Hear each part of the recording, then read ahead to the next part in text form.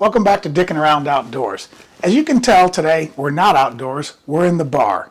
But believe me, this is relevant to camping. So if you've watched any of our trip videos, you know that our tipple of choice when we go camping is generally whiskey. And we have our choice of whiskey behind me.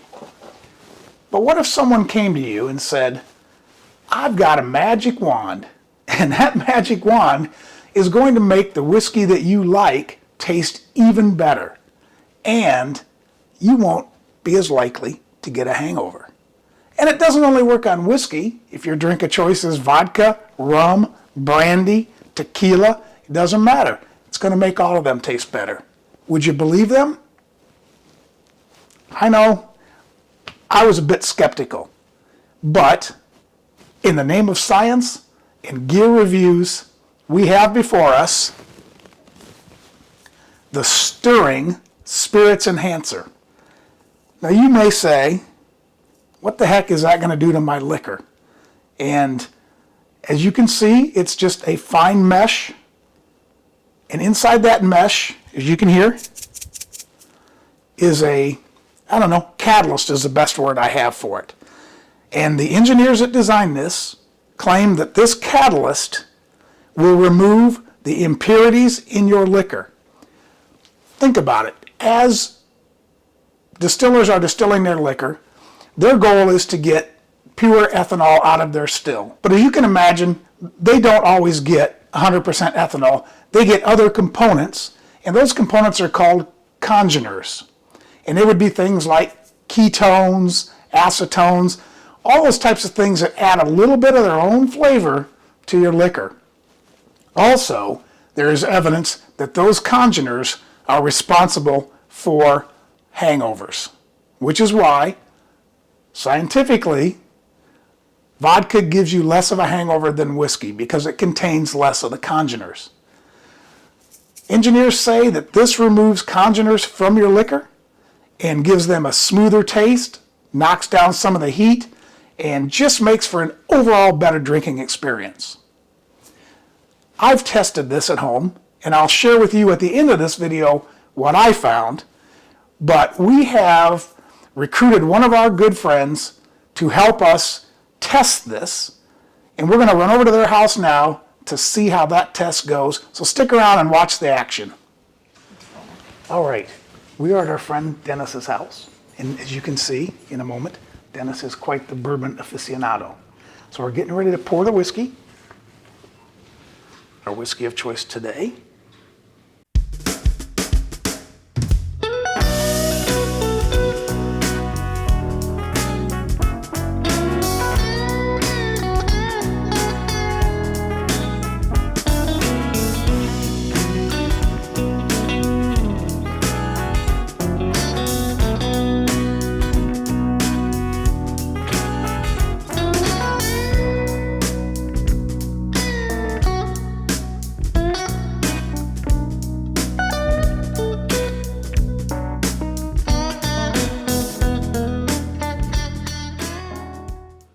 All right, so we're here with our good friend Dennis, and Dennis is a bit of a bourbon guy. And Dennis has graciously agreed to be our guinea pig today to test some whiskeys.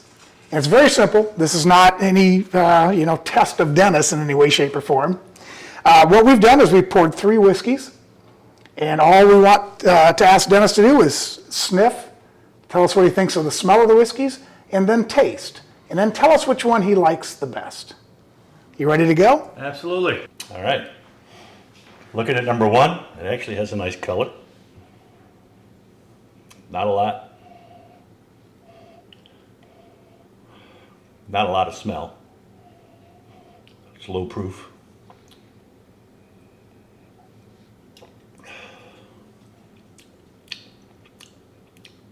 It's corn.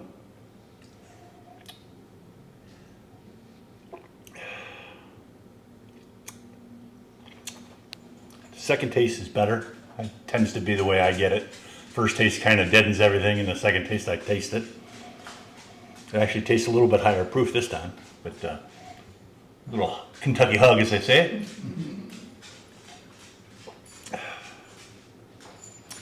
got a hay, kind of a green apple-y in it. I'm not getting any huge richness out of it, so I don't think it's a stave or barrel aged after that. So it's kind of a standard bourbon, I'll say. Might even have a higher rye to it. I don't get the pepper, but there's that bite at the end. There you go. All right. So that's number one, but I got to finish it. Yeah, I was gonna say, for your own self-preservation, you do not have to finish it. Rolling. All right. Number two. It's a little lighter.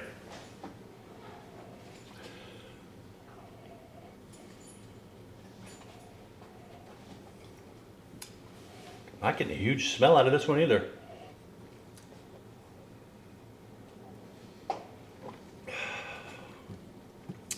Lower proof than the first. A little more smell now.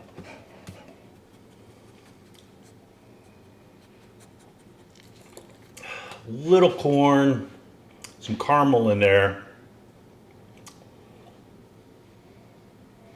Almost raisin in there, but it's like real faint, not rich like that, but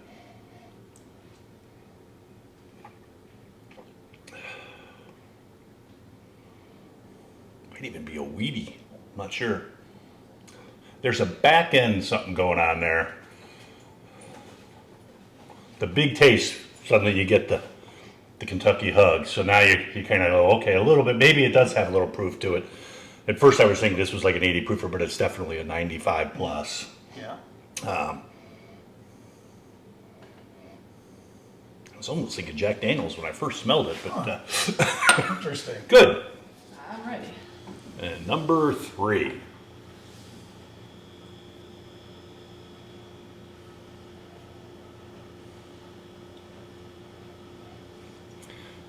They're not all three the same, are they? I don't know. I mean, they're all kind of smell-wise. There's not a lot there until I kind of taste it. Yeah. And usually you kind of get the... Are they all the same to you? They weren't far apart, put it Yeah. that way.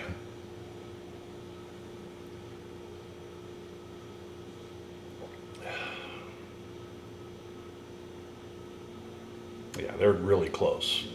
If they're not the same, they're... I mean, you try to find stuff, but how much you have in your mouth and how much you're taking the time to fix that.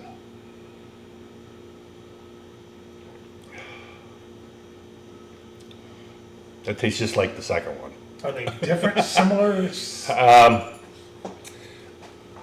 I'm going to say this is the same as the second one. The first one and the second one I thought tasted slightly different until I got to the end of the second one. And then I was like, oh, maybe it's the same. Now this one, because it's more closer and I didn't have a cracker this time, it tastes a lot like that second one. Interesting.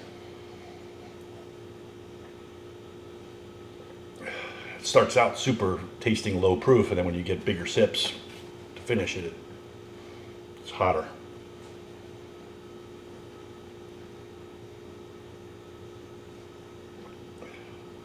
Yeah, I mean, if you were asking me right now, guess what they are, I'd say they're probably all the same or very, very close. And what would you say is the difference then? I thought the first one was more corn Yeah. than the others. The other ones had more, I thought, caramely to it, Okay. a little sweeter note.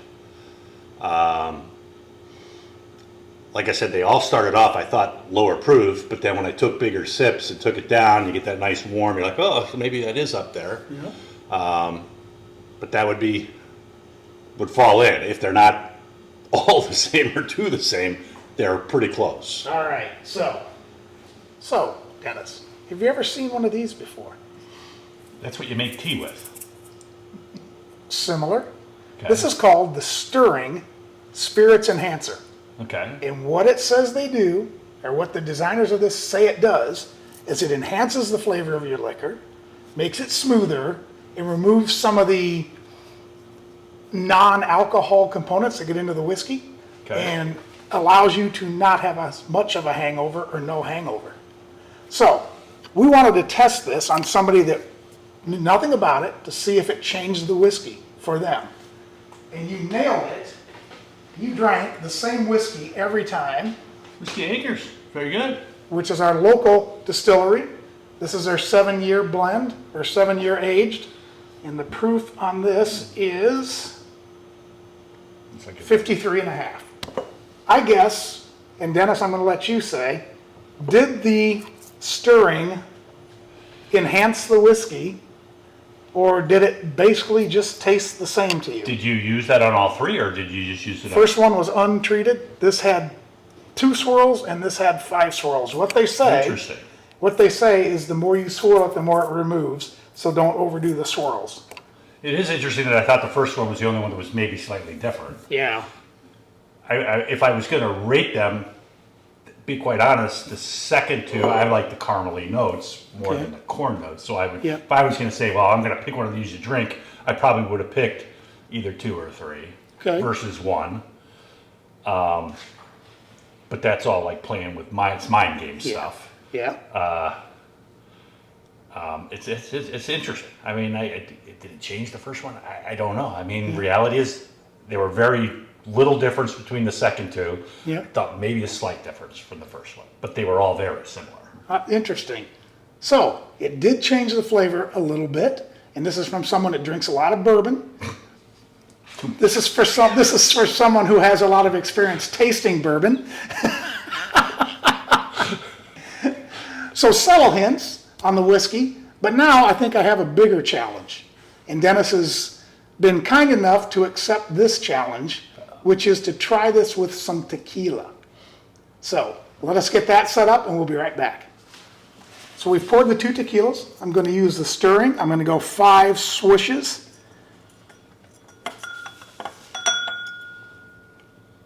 And we're going to let Dennis see if the tequila has as subtle of a change or if it has a larger change. All right, my man. There you go, tequila blanco. Tequila. Well, you don't have to drink it. You don't have to drink it.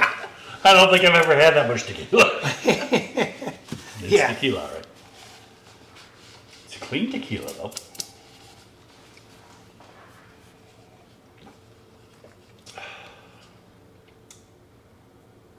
Super smooth and mellow, that's for sure. Haven't had tequila in so long, it's interesting. I'm just going to go right to this one. Yeah, have at it.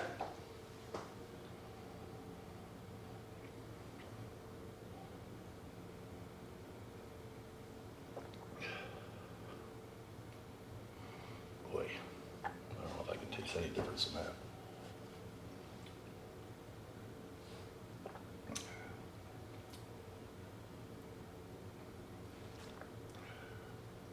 All right. The only difference I get, this feels like at the end, there's an aftertaste of something. A little unpleasant side, only maybe I'm not a tequila guy so much. Yeah. This has just that right at the end, there's like that something that kind of in the back of your throat is just like, oh, I just had tequila. And that's not in the second one. I didn't get it in the second one. All right, so It tasted cleaner. Dennis's tasting on the tequila matched mine exactly. I thought the first one tasted like cheap tequila, the kind that you do a shoot in a bar. The second one cleaned it up, smoothed it out, I thought a little bit more fruit out of it and didn't have that aftertaste. So Dennis and I really, when we did it, came together. So what this might be indicating is that on certain, well, let me tell you first what this is. This is Tequila Blanco from Kirkland, so it's the Costco brand.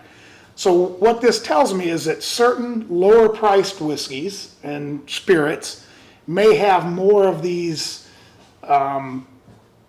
unwanted components in them, and this allows you to take those out and smooth out the cheaper whiskey, where the better whiskeys or the barrel-aged sort of spirits, you might want those in the spirit to give it complexity in the flavors, which I found when I did Knob Creek at home.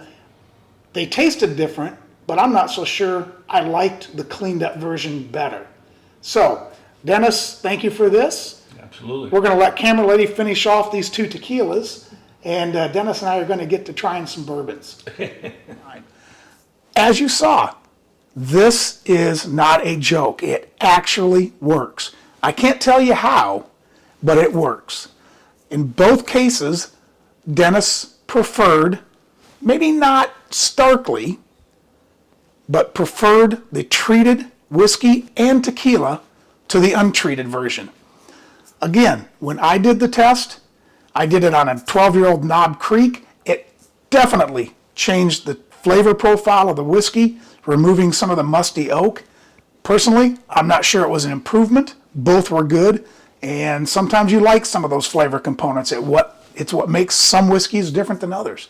But in a tequila, it was absolutely an improvement. So, the stirring spirit enhancer does work. Is it easy to take care of? Absolutely. After 3 glasses, you rinse it under warm water, and at the end of the night, you throw it into the dishwasher. Believe it or not. And they say that they've had these, that they've been in use for 3 years plus. So it's not a throwaway item. It seems to last quite a long time. If you want one, I've put a link below in the description to the Amazon page for these. We appreciate you using those affiliate links. They give us a pittance of a commission and don't cost you anything extra, but it does help keep the channel going. As always, if you like this type of content, please take a moment to hit that sub button in the lower right-hand corner, give us a thumbs up, and share it with your like-minded friends and your spirit-drinking buddies. And as always, cheers, and we'll see you outdoors.